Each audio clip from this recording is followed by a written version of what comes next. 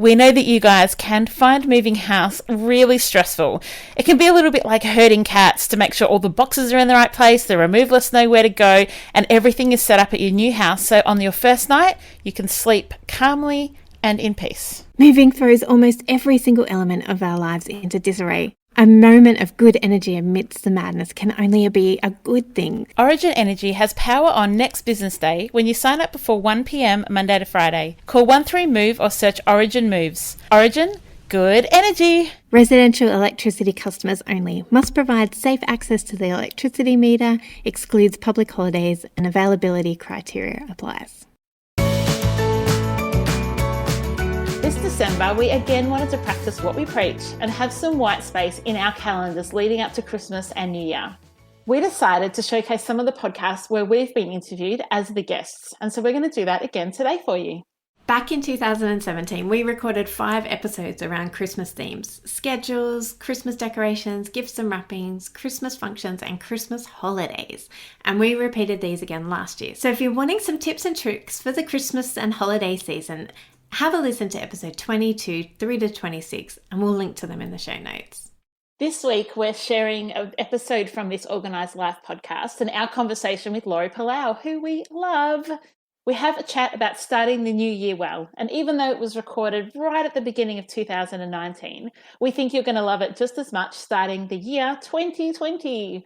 So if you want to hear more from the three of us, then listen to episode 94 on our podcast as well, because we interview Laurie on the 4 types of clutter. And we're going to link to that in the show notes as well.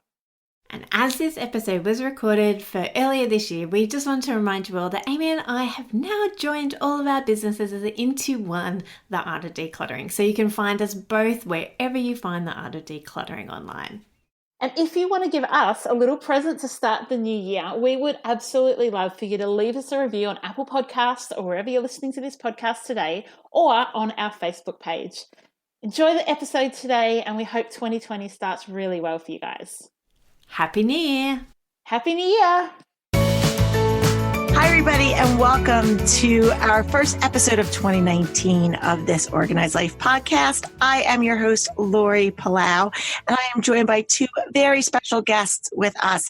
And I can't exactly say that they are in the studio with us because we are broadcasting today from, well, they're in Australia, and I am in Bucks County, Pennsylvania. And so hopefully this broadcast sounds as good as if we were sitting across from each other in the studio.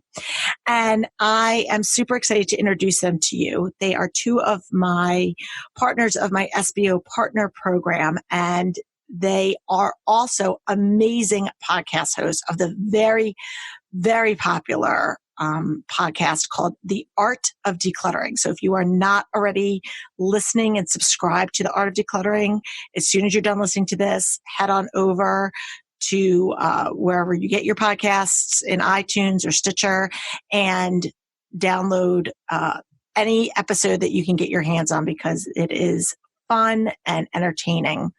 I asked Kirsty and Amy to come on the show today to talk about some of the similarities and differences of life in Australia and how they run their organizing businesses out there. So without further ado, I'd like to welcome Miss Kirsty Ferrugia and Ms. Amy Ravel to the show. Thanks for having us, Laurie. Hi, Laurie. Thank you so much for being here. It has been quite some time since we've been trying to make this actually happen, and I'm so glad that we finally are. It's just the best to be able to come on. We listen to your podcast every single week, so it's a bit special for us to actually be on here with you. Well, I feel the same. I feel the same way. And for everybody out there, Kirsty and I, we say that we're like our twins from like across the globe, because every time I say something, she's like, oh yeah, I just thought that or did that, and vice versa. So it is, we're like 2 peas in a pod. So if you like me and you like our show, you're going to love their show. So definitely make sure that you check them out. But why don't you guys each take a few minutes and tell our listeners a little bit about you, about your own respective professional organizing businesses in addition to your ever popular show, and just so they can familiarize themselves a little bit about you. Well, I'm Kirsty Faruja. I am the host of The Art of Decluttering, as you've already mentioned, but I also run my own business, Feels Like Home Professional Organisers, and I'm based in Sydney, Australia. I have a beautiful husband and I have a 9-year-old son and a 7-year-old daughter who completely keep me on my toes. And that's me in a nutshell.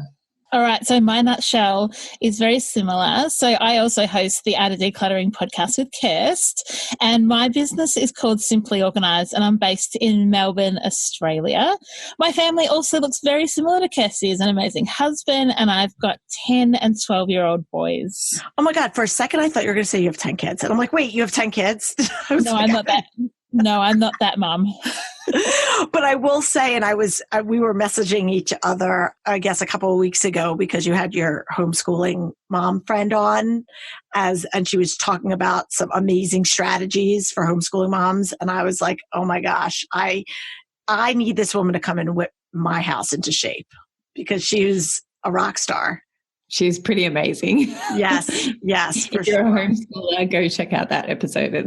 In fact, if you're a mum of kids, it's amazing. I'm actually, you know what? I'm going to actually include a link to that show in our show notes just so everyone can listen, because that whole strategy that she has about teaching her kids how to do chores, which in and of itself, like we could just do a show about that, because I don't know about you, but like my kids don't do chores the way I did. I mean, my kids do chores around the house, but like my kids are not scrubbing toilets the way like I did chores as a kid. And the fact that this woman has this whole system down pat, in a way, it's you guys have to hear for yourselves. So I'm going to just include a link to it in the show notes because she's pretty. Yep, she's a rock star. She is. But let's talk a little bit about, I wanted to have you guys on at the beginning of the new year because I wanted to talk about whether it's New Year's resolutions or goal setting. I mean, we all have a very similar philosophy in, less stuff, less clutter, all the negativity that clutter brings, and simple, actionable strategies to help you live the life that you want to live, right? Because not everybody gets excited about organizing, but people do get excited about the freedom that organizing brings. Amy, why don't you tell our listeners a little bit about what your thoughts are on New Year's resolutions, goal setting as we approach a new year? Yeah, that's a good question. I'm someone who tends not to set New Year's resolutions simply because I know from history that I'm not great at sticking to them. 12 weeks on from, I'm in mid-February or March and I'm going, what were those resolutions I actually set?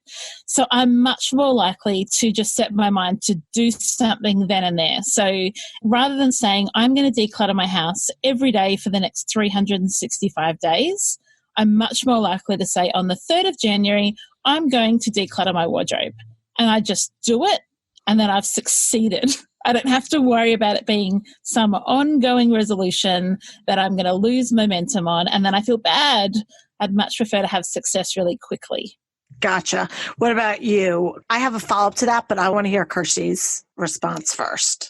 Yeah, I think that I don't practice what I preach very well because I often preach not to make New Year's resolutions because we just feel the guilt and shame of not being able to attain them and keep up the momentum, like Amy said.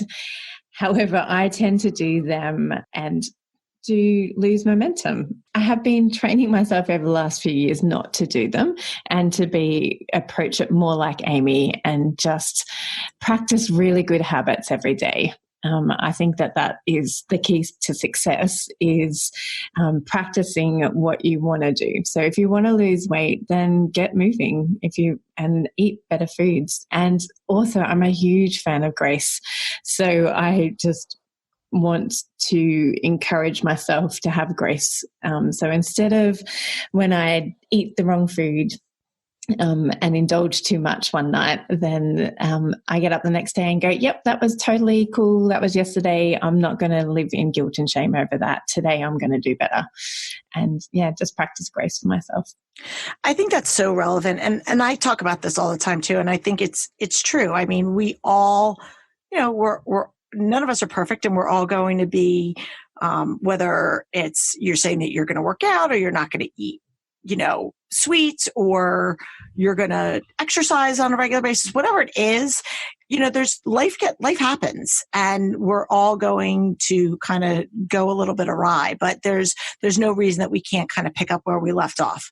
But I actually have a little bit of a different approach, which I'm going to share with you guys. And I think for a lot of people, well, I shouldn't say that. I think for myself, I can't speak for anybody else.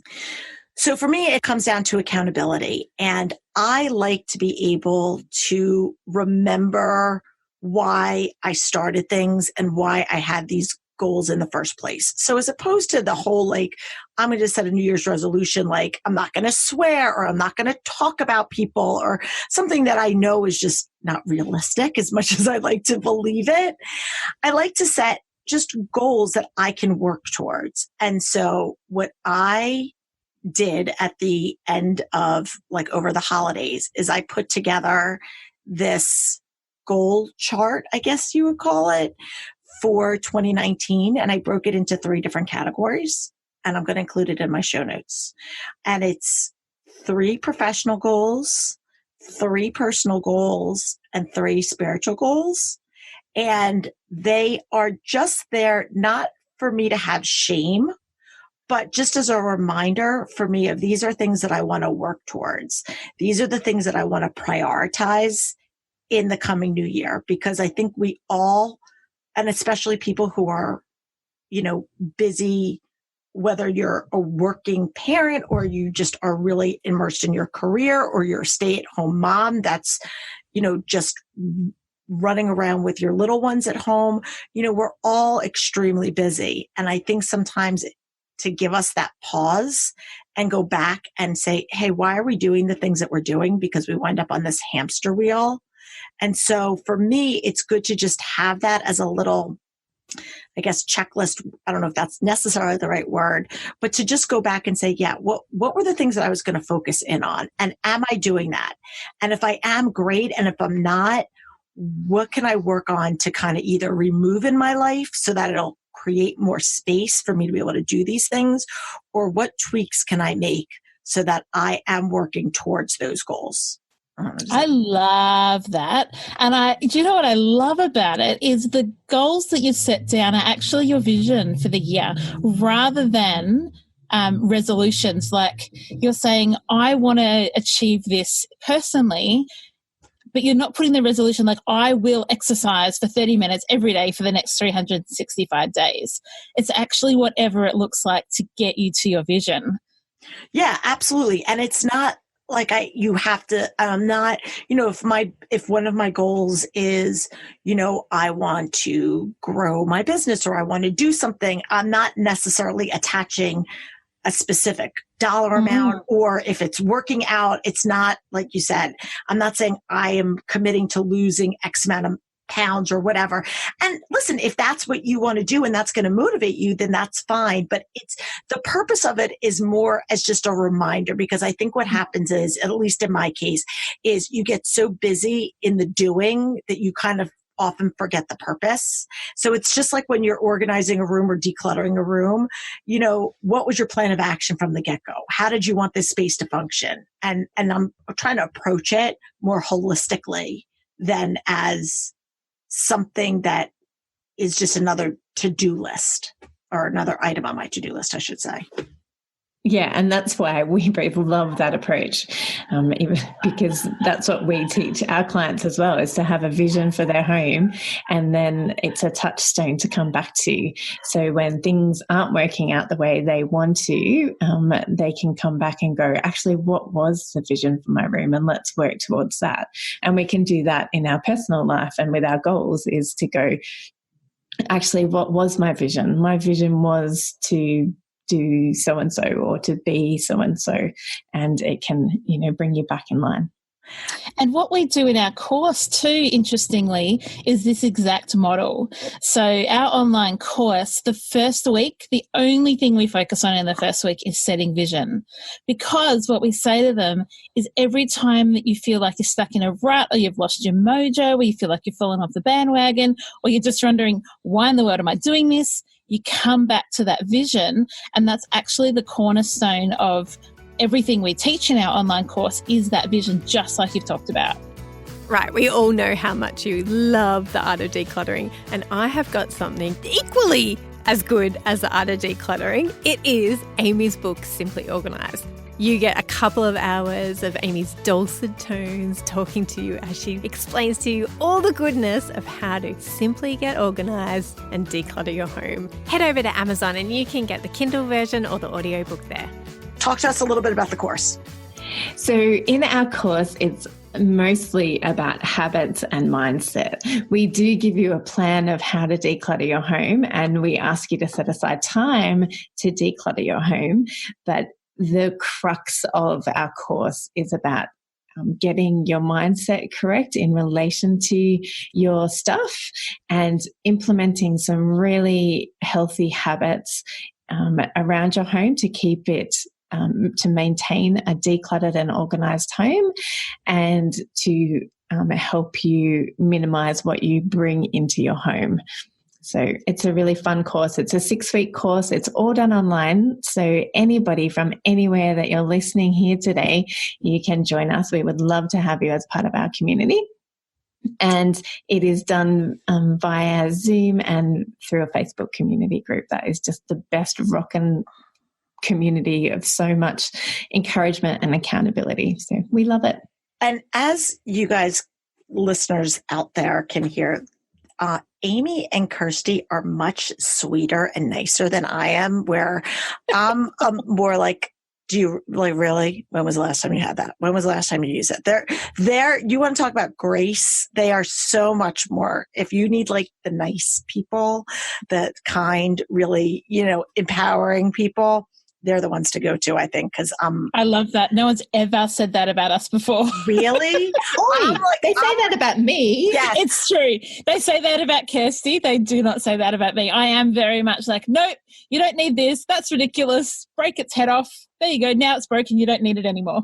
Oh my gosh, you are so funny. Yeah, I'm always, Erica and I always joke that, I'm the bad cop and she's the good cop. I'm just very direct. I'm just I'm an Enneagram 8. So that's how we are, Yep. That's my backup one. There you go. So tell our listeners so I always ask people 2 questions. And so since we have both of you, I'm going to ask each one of you. So I always ask everybody where they feel that they're the biggest rock star when it comes to organizing. And I always ask them where they feel that they're the biggest hot mess. So I will let Amy kick it off. Okay, so I think where I am a rock star is that I'm a very fast and efficient and ruthless declutterer. So I can walk into a crazy overwhelmed space for myself or for a client, and really, really quickly we can get that space down. So I work at lightning speed, and it's just ruthless. I love doing that. I love it. Okay. And what my area that's a hot mess is, unfortunately, the keeping on top of dishes and food. Anything that happens in the kitchen, I'm a red hot mess. Really? That's so interesting. I hate cooking. I hate cleaning the kitchen. I hate meal planning. I don't enjoy. I quite like eating, but that's about the only thing I like to do that comes out of the kitchen. Yeah, but aren't you good at laundry? Did I hear in one of your episodes, because you were talking about growing up, that each of the siblings had a different chore, and yours was laundry, so you could do laundry, but it wasn't meal prep or something? That's my secondary superpower. Okay. There you go. Because I was going to say, I actually thought you were going to say your superpower was laundry, like Josh's. So you're the best. Yeah. All right. What about you, Kirsten? So my superpower when it comes to decluttering is empathy and crying with each and every client. Oh my gosh. You and Erica. See, this is where you and I are not 2 peas in a pod, because that is Erica. I literally, before Erica and I went to our last client, I looked at her, we were in the car, and I said, you cannot cry. I was like, you can't cry today. And she was like, I know, I give myself a talk. Oh, I like crying. Okay. I like empathy. Okay. I don't mind being vulnerable with other people. So That's good. That's a good quality. It's something that I lack, but that is very admirable for sure. And the area that I find is my kryptonite is my own stuff, and particularly my office. Simon, my husband, is like a professional organizer by he's not actually a professional organizer, but he is a reason that I'm a professional organizer, because that's his natural bent. He always has everything spotless and put away before you're even ready to put it away. And so I find it hard when he comes into my office and tidies it up when I'm not ready to tidy things up. Well, and it just goes to show, I think, in terms of, you want to talk about vulnerability and honesty, that, we all have our areas of weakness. And, just because, we do this as a profession, it doesn't necessarily mean that we are immune from our own pitfalls, that we go through with our own stuff. So I think it's the same with any profession. Sorry, Amy. Like carpenters don't finish off their own houses, and accountants aren't necessarily good with their own money. Oh, yeah. And did you ever hear the expression, the cobbler's kid has no shoes, or is that just an American? Yeah. So that's, we always, we are always saying that. Although people do walk in my house and open up my cupboards. And yes, we have that happen too. And we're both minimalists. So we do have kryptonite areas, as Kirst said, but for the most part, the habits and the mindsets and the routines we have work really, really well. Yeah, awesome. Well, listen, ladies, before we go, tell our listeners the best place to find you. Again, we'll include all this in our show notes, but if they want to connect up with you on social or websites, tell us the best place for them to find you. So you can find us on Facebook as The Art of Decluttering. And obviously, if you just search Art of Decluttering in your podcast app, that's where you'll find us. And our website is artofdecluttering.com.au. Awesome. Well, thank you. Thank you so much, ladies. We are how many hours apart? 16 hours? I can't even get I can't get in my head. It's like, you want to talk about kryptonite. I cannot get our time difference down pat. And we've tried to reschedule these Skype calls for, I don't even know, a couple months now. And, I'm just glad that we were able to make it happen. And I'm so grateful for your friendship and the wisdom that you guys bring to this industry and to our partner group. And I'm so blessed that you guys were able to carve out time to join us and share your story with our listeners. So thank you so much. And if you want more Art of Decluttering, check them out wherever you get your podcasts, because you'll enjoy it for sure. Thanks for joining us. If you've learnt something awesome today, we'd love you to leave us a review on iTunes or Facebook so others can find our podcast too. Don't forget you can see the show notes in your podcast app or over at our website, artofdecluttering.com.au. So if there's anything you want more info on, check it out there. If you'd like to join our supporter community, you can do so over at patreon.com/theartofdecluttering. We hope you have a great rest of your day and enjoy the freedom.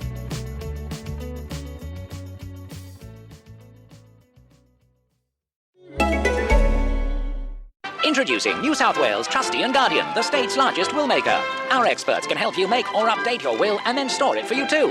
With our flexible consultations, you can start the process online, call us, or simply drop into one of our 9 offices throughout New South Wales. We make preparing a will easy. While some things have changed over the years, others remain the same for a good reason. New South Wales Trustee and Guardian, writing wills for ages. Start your will today. Visit tag.nsw.gov.au or call 1300 10 20 30. For fees and charges, please see our website.